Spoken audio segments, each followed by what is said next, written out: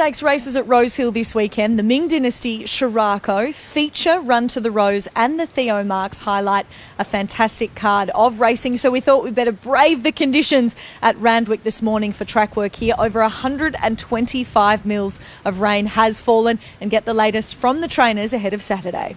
Adrian, beautiful morning for Trackwork here. I'm glad we've got a little bit of shelter, but it's just been absolutely relentless, hasn't it? Yeah, it's certainly going to make things interesting for the weekend. I think a lot more rain than expected for sure. We were chatting about the 2-year-old jump outs that are here tomorrow, hoping that the rain stops so they can go ahead, but we're very close to those first official 2-year-old trials, and I came and saw yours jump out a couple of weeks ago. You must be pleased with your crop. Yeah, it seemed to be a nice crop coming through. I feel there's a nice bit of depth there. So, obviously the 2-year-old trials coming up in a few weeks' time. Would like to have or see most of those there if we can. Obviously, it's a little bit interrupted. Just have to sort of a few moving parts there to see how we go over the next few days. And I'll just touch on some of your horses from the weekend. So Delius and Vauban, they were both fantastic. And how did they come through? Yeah, excellent. Couldn't be happier with each of those. So Delius has made his way down to Melbourne already. He's arrived there in good shape. He's preparing for the Underwood Stakes Saturday week. And he'll be on a path towards the Cox Plate. Vauban's staying up here for another run. He'll run over 2,000 metres next Saturday in the Kingston town, and then we'll head down towards a Caulfield Cup on his way to the Melbourne Cup.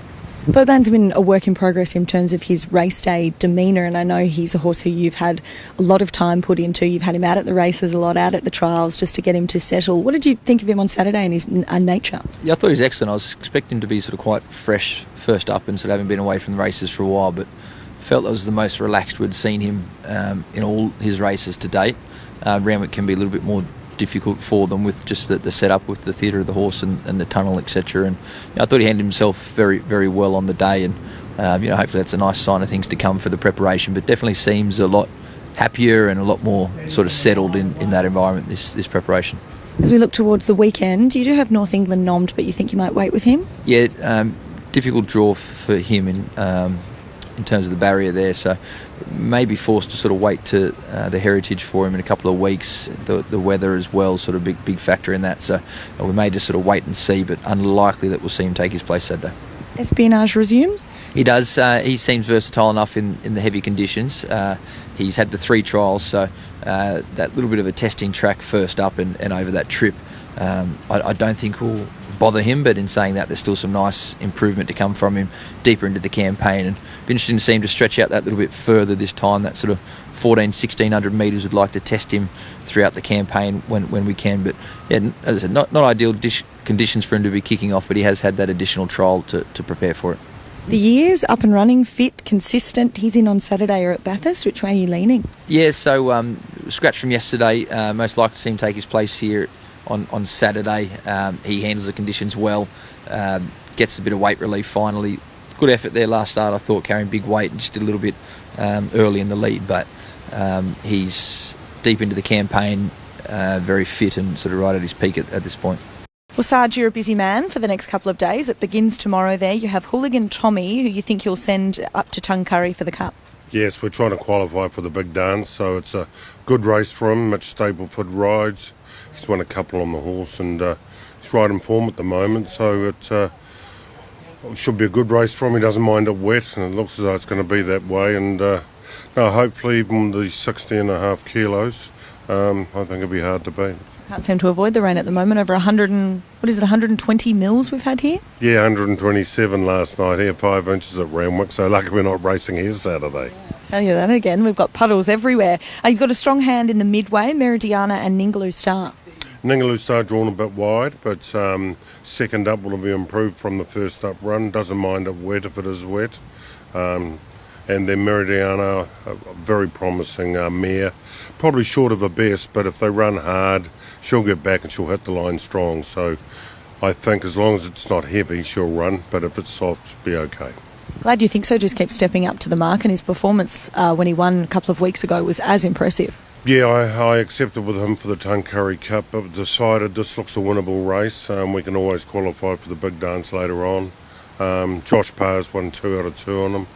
He's well at the weights and should suit him, especially with a bit of rain about. He likes to cut in the ground. Flying Orchid steps up into the Ming Dynasty. Has had a trial since we last saw him. Yeah, he goes into the Lions Den on Saturday. He's won 2 races impressive, but at Newcastle and Wyong. So he's up against the group horses now, but he gets a bit of weight from them, so that'll help. So let's hope. Zach galloped them on Tuesday, so let's hope he can measure up and see if he's up with the top 3-year-olds. And then in the last, you've got Harlow Mist. What do you make of her resuming? Probably need the run. It's short of the best, 1,500, and whatever she does, she'll get out to 2,000. She'll be at a peak. I came and snuck out to the 2-year-old jump outs a couple of weeks ago and had a sticky beak and saw that you had a couple. How are your 2-year-olds progressing?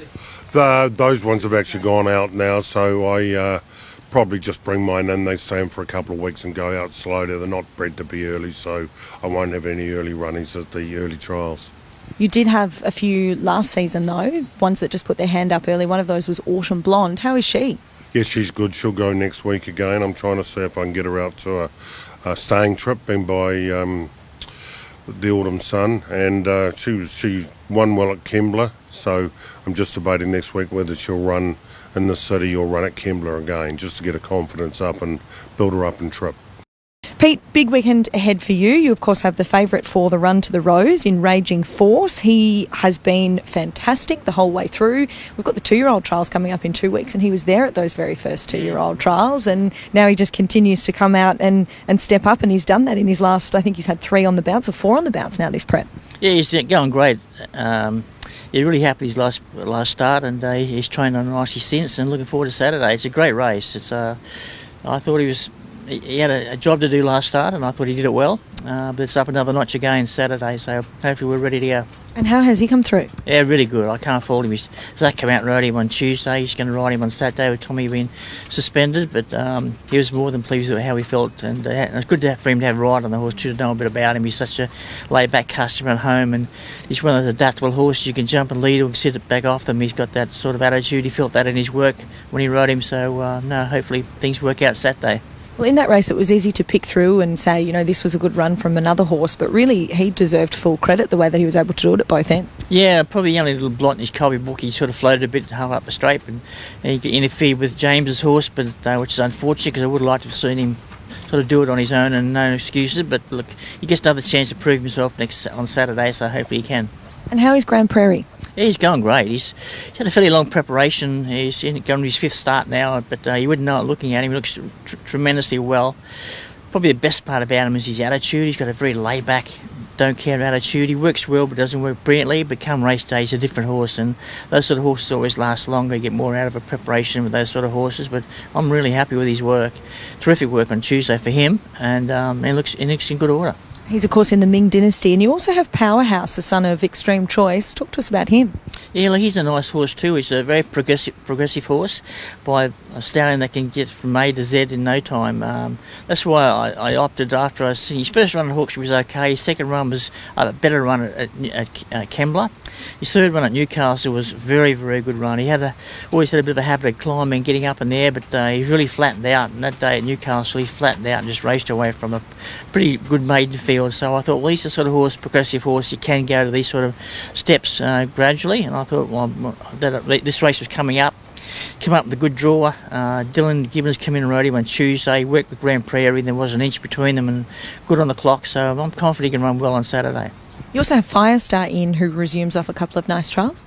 Yeah, look, he was a bit disappointing last preparation. I think we might have been trying to ride him a bit too cute and ride him back off the speed. I think he's a really go-forward sort of horse, and we've made that fact with him in his 2 trials. This time in, we bounced and put him there on speed. He seems to be a different horse when he's up on speed, so that'll be the case on Saturday. We'll try and have him handy and keep him interested, and when he is interested, we know what he can do. He won 4 in a row the time before, so there's no reason why he can't get to that sort of form if he puts his hand up.